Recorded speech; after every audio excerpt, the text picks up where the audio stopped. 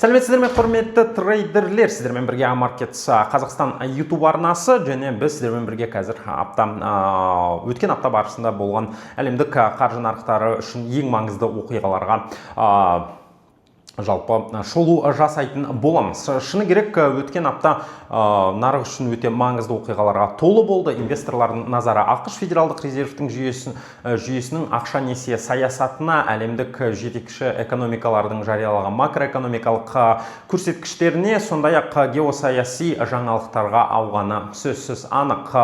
Нарықтағы құбылмалық сақталғанымен негізгі активтердің жалпы қозғалысы инвесторлардың тәуекеліне деген көзқарасының жалпы қалай өзгергенін бізге анық көрсетті. Бүгін біз өткен аптаның басты оқиғаларын талдап, доллар индексі, негізгі валюталық жұптар, алтын мен мұнайдың қозғалысын қарастыратын боламыз. Сонымен қатар алдағы аптада трейдерлер назар аударуға тиіс негізгі факторларға да тоқталып өтетін боламыз. Қадірменді көрермен, аптаның басты оқиғалары туралы айтатын болсақ, өткен аптаның ең маңызды тақырыптарының бірі ол ақш федералдық резервтік жүйесінің алдағы қадамдарына қатысты күтулер болғаны сөзсіз анық. ФРЖ өкілдерінің мәлімдемелерімен жариялаған экономикалық статистикасы инвесторлардың пайыздық мөлшерлемелерге қатысты болжамдарын қайта қарастыруға жалпы себеп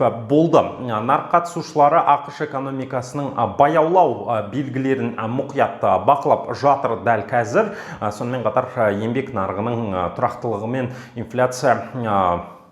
инфляцияның жалпы толықтай бақылауға алынбауы доллардың позицияларын айтарлықтай әлсіретуге мүмкіндік бермеді.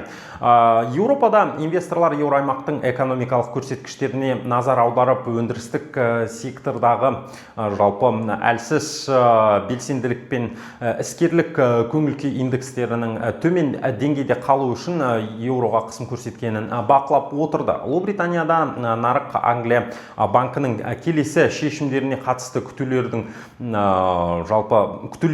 бағалауды жалғастырды. Инфляция әлі де жоғары деңгейде қалып отырғанымен экономикалық өсімнің баяулауы фунттың нығаюын шектеуде. Азия аймағы туралы айтатын болсақ, ол жақта инвесторлардың назары Жапония банкіне және ақш мемлекеттік облигацияларының кірістілігіне ауғаны сөзсіз анық. Осы факторлар доллар иена бағасының негізгі драйверлерінің бірі болғаны біз үшін сөзсіз анық.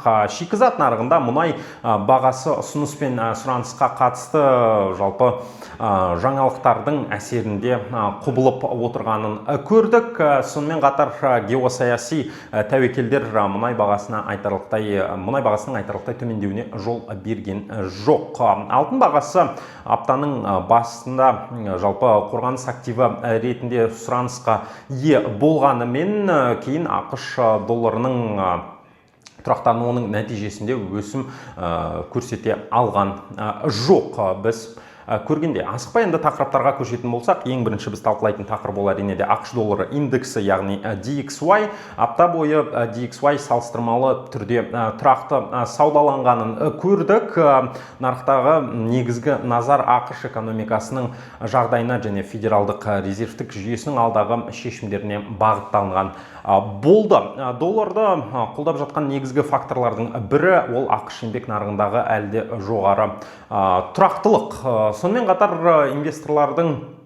инвесторлар мөлшерлемелерінің тез төмендеуге қатысты күтулерін біршама қайта қарастырды. Нәтижесінде доллар индексі айтарлықтай әлсіреген жоқ және негізгі валюталарға қатысты жалпы күшті позицияларын сақтап қалғанын көрдік. Трейдерлер үшін бұл доллардың динамикасы алдағы уақытта да ақш-тың макроэкономикалық статистикасына тікелей тәуелді болатынын білдірді. Біз көргендей. Әрмен қарай біз көрсететін тақырып ол әрине де еуро және доллар жұбы. Өткен аптада еуро-доллар жұбы валюталық жұп жалпы жоғары құбылмалық жағдайында саудаланғанын көрдік. Апта басында еуроға қысым сақталды, себебі инвесторлар еуро аймақ экономикасының баяу өсуіне қатысты алаңдаушылықпен қарауды жалпы жалғастырды. Өнеркәсіп өндірісінің әлсіздігі мен іскерлік белсенділіктің төмендеуі еуро аймақтың жалпы экономикасының әлде қалпына келе қоймағанын бізге көрсеткенін тамашаладық. Сонымен қатар ақш долларының салыстырмалы түрде тұрақты болуы жалпы жұптың жоғары көтермелі саудалануға мүмкіндіктерін шектеді. Нарық қатысушылары Еуропалық орталық банктің келесі қадамдарын мұқият бақылап, пайыздық мөлшерлемелердің болашағына қатысты жаңа сигналдарды дәл қазір күтуде. Біз көріп отқандай, алдағы аптада еуро-доллар жұбы үшін негізгі драйверлер ақш пен еуро аймақтың жарияланатын инфляция көрсеткіштері мен орталық банк өкілдерінің мәлімдемелері болмақ. Егер ақш статистикасы күткеннен жақсы шықса, доллар тағы да нығаюы мүмкін. Керісінше жағдайда еуро қысқа мерзімді қалпына келу мүмкіндігіне ие болатыны сөзсіз анық. Әрмен қарай енді біз талқылайтын өте маңызды тақырыптардың бірі ол әрине де ұлыбританиялық фунт пен доллар жұбы өткен аптада аралас динамика көрсетті. Нарық Англия банкының ақша несие саясатына күтулерді қайта бағалады. Инфляцияда әлі де жоғары болғандықтан экономикалық өсімнің баяулауы мөлшерлемелерді ұзақ уақыт жоғары деңгейде ұстап тұру мүмкіндігіне күмән тудыра бастады. Стерлинг фунты аптаның бірнеше сессиясында нығайғанымен ақш долларына деген сұраныстың сақталуы оның өсуін шектеді. Қазіргі таңда инвесторлар Ұлыбритания экономикасының нақты жағдайын көрсететін жаңа деректерді күтіп жатыр. Егер экономикалық көрсеткіштер әлсіз болса, фунтқа жалпы қысым күшеюі мүмкін деген ой пікірлер қалыптасуда. Доллар иена туралы айтатын болсақ, доллар иена жұбы тағы да ақш мемлекеттік облигацияларының кірістілігінің қозғалысына тәуелді болғанын көрдік. Америкалық облигациялар табыстылығының өзгеруі доллардың иенаға қатысты бағасына тікелей әсер етті. Сонымен қатар Жапония банкінің өте жұмсақ ақша несие саясаты иенаның айтарлықтай нығаю мүмкіндігін шектеді. Инвесторлар Жапония реттеушісінің жалпы келе жатқан алдағы айларда саясатын өзгерту ықтималдылығын бағалауды жалғастыруда. Әзірге бұл жұп негізгі бағытын анықтайтын, бұл жұптың негізгі бағытын анықтайтын ол ақш экономикасының келе жатқан жалпы жаңалықтарына байланысты қалыптасып жатқан көріп отырмыз. Канадалық доллар туралы әңгіме қозғайтын болсақ, канадалық доллардың да бағасы өткен аптада алдымен мұнай бағасының өзгерісі жалпы оған әсер еткенін көрдік. Канада экономикасы мұнай экспортына тәуелді болғандықтан қара алтын бағасының өсуі канадалық долларға қолдам көрсетеді, ал төмендеуі керісінше әсерін тигізетіні бізге сөзсіз анық. Апта ішінде мұнай бағасының құбылмалығы жалпы жоғары деңгейде болғандықтан доллар канадалық доллар жұбыда бірнеше рет бағытын өзгерткенін көрдік. Қосымша фактор ретінде ақш долларының жалпы нарықтағы динамикасы да әсерін тигізіп жатыр. Егер мұнай бағасы тұрақты өсуді жалғастырса, канадалық доллар қосымша қолдау алуы мүмкін екенін біз сіздермен бірге жақсы түсінеміз. Алтын бағасы туралы тоқталып кететін болсақ, алтын бағасы өткен аптада инвесторлардың